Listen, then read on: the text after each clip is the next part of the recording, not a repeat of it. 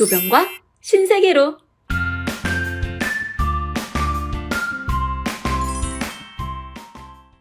어느 날 남편의 외도 때문에 힘들어하는 한 의뢰인이 사무실에 찾아오셨어요. 50대 후반 정도로 보이는 중년의 여성분으로 한눈에 봐도 부잣집 사모님처럼 보였습니다. 의뢰인은 오자마자 확신에 찬 어투로 이야기를 시작했습니다. 변호사님, 남편이 여자가 있어요. 확실해요. 요즘은 외박도 잦고 바쁘다고 하는데 일 때문에 바쁜 건 아닌 것 같아요. 여기 증거도 있어요. 아, 네. 의뢰인은 휴대전화 속 사진을 증거로 보여주었습니다. 의뢰인의 휴대전화 속 사진첩에는 남편과 어떤 아리따운 여성이 함께 차에서 내리는 모습이 찍혀 있었어요. 여긴 어딘가요? 우리 집 주차장 CCTV예요. 의뢰인님 댁 주차장이요? 다른 장소도 아니고 외도 상대를 집까지 데려왔다는 사실에 저는 놀랐습니다. 제가 딸네 집에 갈 일이 있어서 며칠 동안 집을 비웠었는데 그 사이 여자를 집에까지 데리고 들어온 거예요. 의뢰인이 남편의 외도 사실을 확신한 건 남편이 평소 하지 않던 행동 때문이었어요. 딸네 집에 며칠 있다가 집으로 돌아왔는데 이상하리만큼 청소가 잘 돼 있더라고요. 원래 손 하나 까딱 안 하는 양반인데 말이죠. 수상해서 CCTV를 찾아보니 같이 차에서 내려 집으로 들어가는 장면이 나오더라고요. 남편분은 외도를 인정하셨나요? 아, 이건 안 보여줬어요. 워낙에 약삭 빠른 인간이라 없애거나 할까봐. 네, 그러셨군요. 그런데 슬쩍 한번 떠본 적은 있어요. 한 석 달 전인가? 그날도 아침에 들어오길래 제가 물어봤죠. 요즘 왜 이리 퇴근이 늦어? 여자라도 생긴 거 아니야? 무슨 말도 안 되는 소리야. 내 사랑은 오직 당신뿐인데 알면서. 남편은 사람 좋게 웃어 보이며 이빠른 소리를 하더군요. 그때까지만 해도 그 말을 믿었었는데 내가 바보였어요. 어머, 너무 어이가 없으니까 자꾸 헛웃음이 나오네. 의뢰인은 겉으로는 덤덤해 보였지만 이미 마음의 상처를 많이 받은 모습이었습니다. 그리고 저는 의뢰인의 요청한 대로 소장을 작성해줬어요.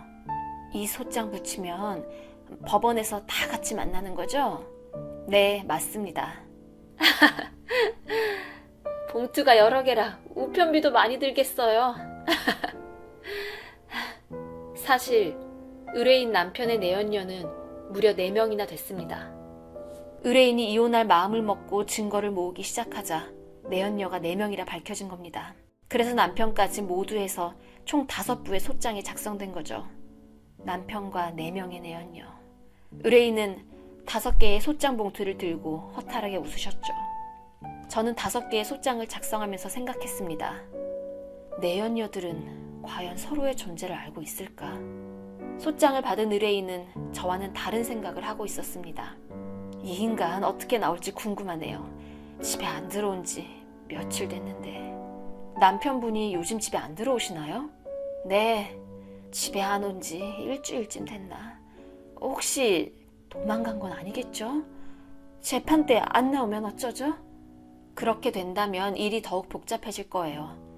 재판날 나오실 거예요. 너무 걱정 마세요. 그리고 얼마 후 재판이 열렸습니다. 인원 다 모이셨나요? 피고인 한 분이 아직 안 오셨습니다. 의뢰인의 남편은 의뢰인이 걱정한 대로 재판 시간이 다 되어가는데도 재판장이 나타나지 않았습니다. 저도 슬슬 걱정되기 시작했어요. 왜 이렇게 안 오지? 설마 진짜 도망갔나? 그런 생각을 하고 있던 바로 그때 여보! 의뢰인의 남편이 애타게 부르며 달려왔습니다. 여보, 우리가 어떻게 헤어져? 이혼만은 안 돼, 여보. 내가 다 잘못했어. 이혼만은 제발 하지 말아줘. 남편분은 의뢰인 앞에서 두 손을 싹싹 빌며 이혼만은 안 된다고 울먹이셨죠. 뻔뻔한 모습보다는 일단 굽히고 들어가기를 선택한 것 같았습니다. 재판 시작합니다. 모두 입장해 주세요. 드디어 재판이 시작되었고 재판이 진행되자 남편의 행실은 내연녀들을 통해 더욱더 적나라하게 드러났습니다. 먼저 첫 번째 내연녀가 진술했습니다. 저만 사랑한다고 곧 이혼할 거니까 기다려달라고 했어요. 이어서 두 번째 내연녀가 말했어요. 만날 때마다 선물도 줬고 같이 여행도 갔습니다. 세 번째 내연녀에게는 거짓말까지 했더군요. 이혼할 거라서 아내와 별거 중이라고 집에도 데려갔었어요. 앞에 내연녀들 이야기를 다 들은 네 번째 내연녀는 생각보다 차분하게 이야기를 했습니다. 달마다 용돈 하라고 돈도 꼬박꼬박 붙여줬어요. 내연녀들의 진술과 CCTV, 카톡 대화, 사진, 선물 구입 정황 등 차고 넘치는 증거 덕에 남편도 쉽게 외도를 인정했습니다. 모두 인정합니다. 다 제 잘못입니다. 내연녀들과 외도한 건 사실이지만 많이 뉘우치고 반성하고 있습니다. 하지만 남편은 단 한 가지를 여전히 인정하지 않고 있었습니다. 바로 자신의 솔직한 마음을요. 그래도 제 사랑은 아내뿐입니다. 남편의 뻔뻔한 말을 들은 의뢰인은 아무런 표정도 없이 그저 가만히 눈을 감고 계시더군요. 그날 재판은 내연녀들의 진술과 남편이 외도를 인정해 생각보다 빨리 끝이 났습니다. 하지만 얼마나 길어질지 모를 조정이 우리를 기다리고 있었어요. 며칠 후 조정기일이 돌아왔습니다. 재판 당일 만난 사람들은 다시 한번 법원으로 모두 모이게 되었어요. 그런데 한 가지 예상치 못한 문제가 발생했습니다. 그런데 이걸 어쩐다? 보통은 인원이 이렇게 많지 않아서. 바로 유례 없는 일로 조정실 자리가 부족했던 것이었죠. 조정 의원도 황당한 기색이 역력했습니다. 그래도 여기가 그나마 제일 넓은 곳인데. 그렇게 어렵사리 조정은 시작되었고 사람들은 스스로를 보호하기 위해 애썼습니다. 유부남인 것을 알고는 있었으나 이혼할 거라고 속였기 때문에 책정된 배상금은 너무 높다고 생각합니다. 첫 번째 내연녀의 변호사는 배상 금액을 낮추려고 애썼고 다른 내연녀들의 변호사들도 비슷했습니다. 인원이 많은 탓에 오전에 시작한 조정은 해가 저물어도 끝나지 않았고 남편은 여전히 끈질기게 이혼을 반대했습니다. 여보, 이혼만은 제발 다시 생각해줘. 저 여자들은 그냥 잠깐 불장난 같은 거였어. 내가 앞으로는 당신이 시키는 대로만 하고 살게. 집에 일찍 들어가고. 아내분께서는 이혼에 대한 의지가 확실하십니다. 번복은 이제 그만하시죠. 남편과 제 이야기를 묵묵히 듣고 있던 의뢰인이 나지막한 목소리로 입을 열었습니다.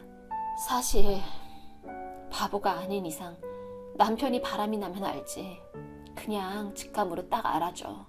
아니라고 뻔뻔하게 속이면 그냥 속아 넘어가 준 거지. 내가 지금까지 그런 마누라로 산 거야. 이제 나도 한 방 크게 먹였으니 더 이상 미련 없어. 내가 맞았다는 걸 한 번이라도 인정받고 싶었어. 이야기를 마친 의뢰인은 나지막하지만 확신에 찬 목소리로 남편에게 마지막 말을 했습니다. 우리 이제 그만 끝냅시다. 이미 너무 오래 끌었어. 말을 끝낸 의뢰인의 눈에는 눈물이 맺혀 있었지만 표정은 매우 평온해 보였어요. 그렇게 의뢰인의 이혼 사건은 막을 내렸습니다. 남편은 이혼을 당했고 내연녀들은 손해배상 금액을 물었으며 의뢰인은 자유를 찾았습니다. 의뢰인의 앞날에 앞으로 꽃길만이 있기를 바라봅니다.